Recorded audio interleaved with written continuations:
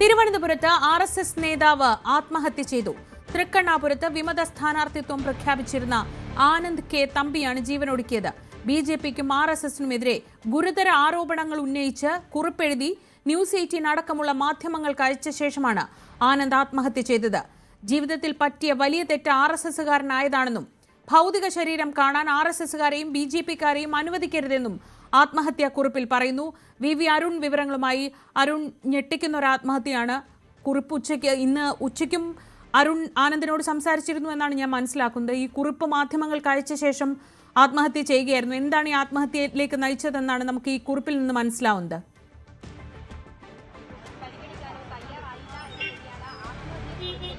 തികച്ചും ഞെട്ടിപ്പിക്കുന്നത്, അതിലധികം വേദനിപ്പിക്കുന്ന ഒരു ആത്മഹത്യയാണ്. ഇത്തരമൊരു കാര്യം ഇന്ന് റിപ്പോർട്ട് ചെയ്യേണ്ടി വരുമ്പോൾ നമ്മൾ ഒരിക്കലും വിചാരിക്കാത്ത കാര്യം. കാരണം മണിക്കൂറുകൾക്ക് മുമ്പും ഞാൻ ആനന്ദിനെ കണ്ടിരുന്നു. ഇന്ന് ഉച്ചയ്ക്ക് ഏതാണ്ടൊരു 12 മണിയോടെ ആകണം ഞാൻ ആനന്ദിനെ ഫോണിൽ ബന്ധപ്പെട്ടത്. നമ്മൾ സ്വാഭാവികമായി തദ്ദേശ തെരഞ്ഞെടുപ്പിൽ വിവിധ വാർഡുകളിലൂടെ പോകുമ്പോൾ തൃക്കണ്ണാപുരം എത്തുമ്പോൾ ഞാൻ ആനന്ദിനെ ഓർക്കുകയായിരുന്നു. കാരണം നേരത്തെ ആനന്ദിന്റെ ഒരു ഫേസ്ബുക്ക് കുറിപ്പ് എനിക്ക് ലഭിച്ചിരുന്നു. അവിടെ ഒരു സംഘടനയുടെ പേരിൽ മത്സരിക്കാൻ തയ്യാറെടുക്കുന്നു എന്നതിന്റെ ഒരു വിവരമാണ്. അതായത് തൃക്കണ്ണാപുരം വാർഡിന്റെ സമഗ്ര വികസനത്തിന് കക്ഷി രാഷ്ട്രീയ ജാതിമത ഭേദമന്യേ സ്വതന്ത്ര സ്ഥാനാർത്ഥിയെ ഞാൻ മത്സരിക്കുന്നവരെ എന്റെ എല്ലാ സുഹൃത്തുക്കളെയും സന്തോഷപൂർവ്വം അറിയിക്കുന്നു. നിങ്ങൾ എല്ലാവരുടെയും സഹകരണത്തിനെതിരെ ഉണ്ടാകണമെന്ന് അഭ്യർത്ഥിക്കുന്നു എന്നാണ് ആ ഫേസ്ബുക്ക് കുറിപ്പിലാണ് പറഞ്ഞത്. പക്ഷേ സ്വാഭാവികമായും അത് സാധാരണ ഒരു സ്വതന്ത്ര സ്ഥാനാർത്ഥി ആയിരിക്കുമെന്ന് നമ്മൾ കരുതി. അതിന് താഴെ വിജയാശംസകളോടെ Bharat Mata arts and sports club Jaynagar എന്ന് കണ്ടപ്പോൾ സ്വാഭാവികമായി അങ്ങനെ ഒരു വായനശാലയുടെ സ്പോർട്സ് ക്ലബിന്റെ കൂട്ടായ്മയാണോ എന്ന് കരുതി. പക്ഷെ അവിടെ ഈ RSS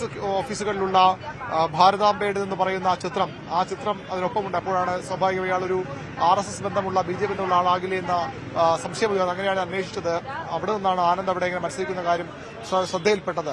ഇന്ന് തൃക്കണ്ണാപുരത്തുമ്പോൾ ഞാൻ ആനന്ദിന്റെ കടയിൽ പോയി. ആനന്ദിനൊരു പെയിന്റ് കടയുണ്ട്, വലിയൊരു സ്ഥാപനമാണിത്. മറ്റു 2 സ്ഥാപനങ്ങൾ കൂടി ആനന്ദിന് ഉണ്ട്. അവിടെ പോയി ആനന്ദിന്റെ വിസിറ്റിംഗ് കാർഡ് വാങ്ങി അവിടെ നിന്ന് ആനന്ദിനെ ഫോൺ ബന്ധപ്പെട്ടു. അപ്പോൾ തിരുമല നിൽക്കുകയാണ്.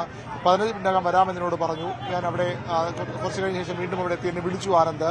എന്നെ ഫോണിൽ വിളിച്ച് ഞാൻ ഇവിടെ എത്തിയിട്ടുണ്ട്, കാണാമെന്ന് പറഞ്ഞു. സ്വാഭാവികമായി ഞാനൊരു പ്രതികരണം ബൈറ്റെടുക്കാനാണ് പ്രതീക്ഷിച്ചത് നമ്മൾ അതുമായി ബന്ധപ്പെട്ട. പക്ഷെ ആനന്ദ് സംസാരിക്കുമ്പോൾ ആനന്ദ് നിരവധി കാര്യങ്ങൾ, ഒരുപക്ഷെ നമുക്ക് തുറന്നു പറയാൻ പോലും കഴിയാത്ത നിരവധി കാര്യങ്ങൾ എന്നോട് അപ്പോൾ വെളിപ്പെടുത്തി. പക്ഷെ മൈക്കിൽ സംസാരിക്കുന്നത് ഞാൻ ഇപ്പോഴും പാർട്ടിയിലാണ്, ഞാൻ പാർട്ടി വിട്ടിട്ടില്ല, സംഘടന വിട്ടിട്ടില്ല, ഇനി ഞാൻ മത്സരിക്കുന്ന കാര്യം തീരുമാനമെടുത്തില്ല. മത്സരിക്കാൻ തന്നെയാണ് തീരുമാനിച്ചത്. പക്ഷേ എനിക്ക് വലിയ സമ്മർദ്ദമുണ്ട്. മത്സരിക്കാൻ കഴിയുമോ എന്ന് എനിക്കറിയില്ല. അതുകൊണ്ട് ഞാൻ ഇനിയും നിൽക്കേണ്ട സംഘടന, അപ്പോൾ ഞാൻ തീർച്ചയായിട്ടും ആനന്ദ് ഇനിയും തുടരേണ്ട സംഘടനയാണ്. അങ്ങനെ ശത്രുക്കൾ ഉണ്ടാക്കേണ്ട കാര്യമില്ല എന്ന് ഞാൻ കൂടി അങ്ങോട്ട് പറഞ്ഞാണ് ആനന്ദുമായിട്ട് സംഭാഷണം അവസാനിപ്പിക്കുന്നത്. ഏതാണ്ട് 20 മിനിറ്റോളം നമ്മൾ സംസാരിച്ചു. പക്ഷേ ആനന്ദ് വളരെ ഇപ്പോൾ ഈ ആത്മഹത്യാക്കുറിപ്പിൽ കാണുന്ന പിന്നീട് 4:18 എനിക്കൊരു സന്ദേശം കിട്ടുന്നത് അല്പം വൈകിയാണ്, 2-3 മിനിറ്റ് വൈകിയാണ് ഞാൻ ആ സന്ദേശം കാണുന്നത്. കാണുമ്പോൾ ഞാൻ ആദ്യം വായിച്ചു വരുമ്പോൾ എനിക്ക് തോന്നിയത് ആനന്ദ് എന്നോട് പറഞ്ഞ കാര്യങ്ങളൊക്കെ ഒരു ഫേസ്ബുക്ക് കുറിപ്പായി ഇടുകയും അത് പിന്നീട് നമുക്ക് കൈമാറുകയുമാണെന്നാണ് കരുതുന്നത്. പക്ഷേ ഞാൻ അപ്പോൾ തന്നെ ആനന്ദിനെ വിളിക്കാൻ ശ്രമിച്ചു. തൊട്ട് പിന്നെ ബാക്കി അപ്പോൾ ആനന്ദ് ഫോൺ എടുക്കുന്നുണ്ടായിരുന്നു. താഴേക്ക് നോക്കുമ്പോഴാണ് ഒരു ആത്മഹത്യാക്കുറിപ്പിന്റെ രൂപത്തിലുള്ള സ്വഭാവത്തിലുള്ള ഒരു കത്താണ്. അപ്പോൾ എനിക്ക് സ്വാഭാവികമായും അതിനൊരു ആദ്യം ഉണ്ടായി. ഞാൻ പോലീസിനെ ബന്ധപ്പെട്ടു, ആനന്ദിനെ അവിടെയുള്ള ചില പ്രവർത്തകരെ ബന്ധപ്പെട്ടു. ആനന്ദിന്റെ ഫോണിൽ പലതവണ ഞാൻ വാട്സാപ്പ് വഴിയും അല്ലാതെയും ഒക്കെ വിളിച്ചു. പക്ഷെ അപ്പോഴും പ്രതികരണം ഉണ്ടാകുന്നില്ല. പിന്നീടാണ് അറിയുന്നത് ആനന്ദ് അതീവ ഗുരുതരാവസ്ഥയിൽ ഈ ഞാനിപ്പോൾ നിൽക്കുന്ന SK ആശുപത്രിയിലേക്ക് കൊണ്ടുവന്നിട്ടുണ്ട്. തീർച്ചയായിട്ടും ആനന്ദിനോട് സംസാരിക്കുമ്പോഴൊക്കെ എന്നോട് അവസാനം പറഞ്ഞ ഇങ്ങനെയാണ്, ഞാൻ ഇനിയും ഈ പാർട്ടിയിൽ ഈ സംഘടനയിൽ പ്രവർത്തിക്കാൻ ഞാൻ ഉണ്ടാകില്ല. പക്ഷെ ഞാൻ മറ്റൊരു സംഘടനയിലേക്ക് പോകാൻ ശ്രമിക്കില്ല. എനിക്ക് ഇതര സ്ഥാപനങ്ങളുണ്ട്. അവിടെ ഞാൻ ജോലി കൊടുത്തതിൽ 80% RSSുമായി ബന്ധപ്പെട്ട ആളുകൾക്കാണ്. കാരണം എന്റെ സംഘടന അതാണ്. പക്ഷേ ഇനി ഞാൻ ഈ സംഘടനയിലേക്ക് തിരിച്ചു വരില്ല. ഇവിടെ വണ്ണുമാഫിയ സംഘമാണ്. ഇവിടെയുള്ള ഈ കൌൺസിലർ, അയാളുടെ യോഗ്യത അയാൾക്ക് 2 ടിപ്പർ ഉണ്ട് എന്നുള്ളതാണ്. അയാൾക്ക് പ്രധാനമന്ത്രിയുടെ ഒരു പതിവ് ഭാഗമായി വീട് വെച്ച് കിട്ടുന്നു. അതിനുശേഷം അദ്ദേഹത്തിന് മണ്ണ് ബിസിനസ്സിലേക്ക് തിരിയുന്നു. അതിനപ്പുറത്തേക്ക് യാതൊരു RSS ബന്ധവുമുള്ള ആളല്ല. പക്ഷേ കുട്ടിക്കാലം മുതൽ വിദ്യാർത്ഥി കാലഘട്ടത്തിൽ പിന്നീട് RSS സ്വയം സേവകമായി കുന്നമംഗലം അടക്കമുള്ള സ്ഥലങ്ങളിൽ പോയതൊക്കെ അയാൾ എന്നോട് വിശദീകരിച്ചു പറഞ്ഞു. തിരുമല അനിലിന്റെ ആത്മഹത്യയെക്കുറിച്ച് അയാൾ എന്നോട് സംസാരിച്ചു. തിരുമല അനിൽ ഗതികെട്ട ആത്മഹത്യ ചെയ്തതാണ്. ഈ കടമെടുത്ത 80% BJPയുടെ നേതാക്കളോ പ്രവർത്തകരോ ഒക്കെ തന്നെയാണ് അവിടെ നിന്ന് വായ്പ എടുത്തതെന്ന് അനിൽ എന്നോട് ഈ ആനന്ദ് എന്നോട് പറഞ്ഞു. പക്ഷേ ഒരു തരത്തിലും ജീവിക്കാൻ കഴിയാതെ അനിലേട്ടൻ ആത്മഹത്യയിലേക്ക് പോവുകയായിരുന്നു. എന്റെ കാര്യത്തിലും സമാനമായ പ്രശ്നങ്ങളാണ് എനിക്കും. പക്ഷെ ഞാൻ ഈ സംഘടനയിൽ ഇല്ലെങ്കിൽ പോലും പൊതുപ്രവർത്തന രംഗത്തുണ്ടാകും. അതിലൊരു സംഘടനയുടെയും ആവശ്യമില്ലല്ലോ. മറ്റൊരു രാഷ്ട്രീയ പാർട്ടിയിലേക്ക് ഞാൻ പോകില്ല. പക്ഷേ ഈ RSS സംഘടന നിൽക്കാൻ കഴിയില്ല. BJPയുടെ മുദ്രാവാക്യം എല്ലാവരും ചേർത്തുകൊണ്ട് മുന്നോട്ട് പോവുക എന്നുള്ളതാണ് വികസനം, എല്ലാവരും ചേർത്ത് വികസനം. പക്ഷേ BJP-യിൽ നിന്ന് എല്ലാവരും ആ സംഘടനയുടെ പാർട്ടിയുടെ പിടിപ്പുകേട് കാരണം പിന്മാറിപ്പോവുകയാണ് എന്ന വലിയ സങ്കടം കൂടി എന്നോട് അവിടെ സംസാരിക്കുമ്പോൾ ആനന്ദ് പറഞ്ഞിരുന്നു. അതിനുശേഷം ആണ് ഈ ഒരു അതീവ ദുഃഖകരമായ ഒരു ആത്മഹത്യയിലേക്ക് പോകും. നമുക്ക് ഇതിൽ ഒരു മാധ്യമം പ്രവർത്തകൻ എന്ന നിലയിൽ സ്വാഭാവികമായും വാർത്ത BJP-ക്കും RSS-നുമൊക്കെ ഗുരുതരമായ ആരോപണം ഉന്നയിച്ചുകൊണ്ടൊരു നേതാവ് ആത്മഹത്യ ചെയ്യുന്ന ഒരു സാധാരണ വാർത്ത മാത്രം. പക്ഷേ അതിന് മണിക്കൂറുകൾക്ക് മുമ്പ് പോലും ആ യുവാവിനെ നേരിട്ട് കണ്ട് സംസാരിക്കാൻ ഉള്ള ഒരു നിയോഗം എനിക്കുണ്ടായത് എന്ത് സ്വാഭാവികമായി അത്രയധികം വിഷയം ഉണ്ടാക്കാനുള്ള കാരണവും അതുതന്നെയാണ്. ഇനി ഇതിന്റെ രാഷ്ട്രീയത്തിലേക്ക് കടന്നാൽ തീർച്ചയായും BJP-ക്കും RSS-നും ഒക്കെ വലിയ ദോഷമുണ്ടാക്കുന്ന തരത്തിലൊരു സംഭവമായി ഇത് മാറുമെന്ന ഉറപ്പാണ്. തിരുമല അനിലിന്റെ ആത്മഹത്യയിൽ തന്നെ BJP അക്ഷരാർത്ഥത്തിൽ പ്രതിരോധത്തിലാണ്.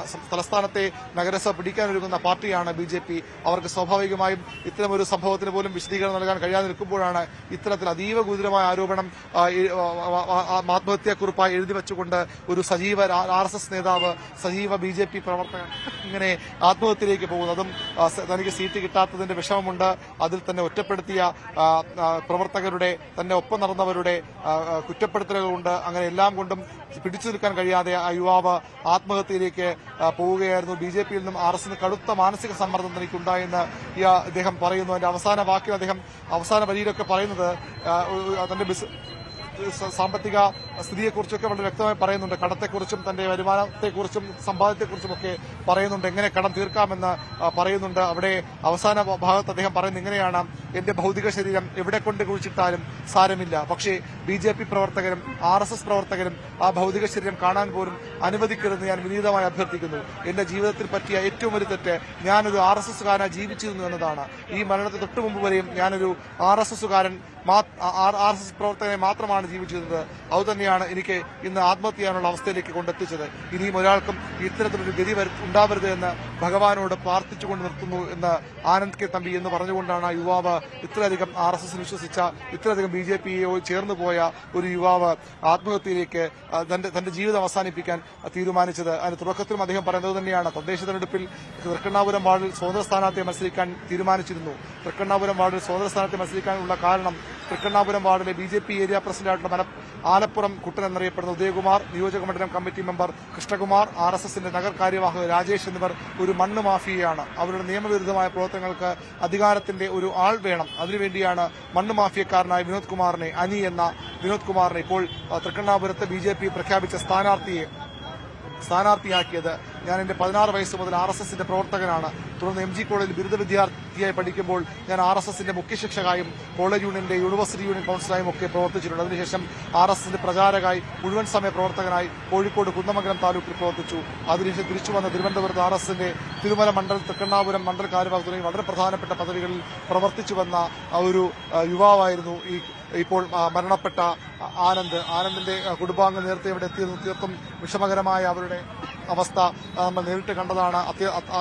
അത്രയൊന്നും സാമ്പത്തികമായ പ്രശ്നമില്ലാത്ത, എന്നാൽ കുറച്ചൊക്കെ സാമ്പത്തികമായി മുന്നിൽ നിൽക്കുന്ന ഒരു കുടുംബത്തിലെ യുവാവ് കൂടിയാണ് ആനന്ദ്. പക്ഷേ പാർട്ടിയിൽ നിന്നേറ്റ, സംഘടന നേറ്റ, ഒരിക്കലും പൊറുക്കാനാകാത്ത, താങ്ങാൻ കഴിയാത്ത തിരിച്ചടികൾ തന്നെയാകാം ഈ യുവാവിനെ ആത്മഹത്യയിലേക്ക് തള്ളിയിട്ടത്. ഇപ്പോഴേക്കും അദ്ദേഹത്തിന്റെ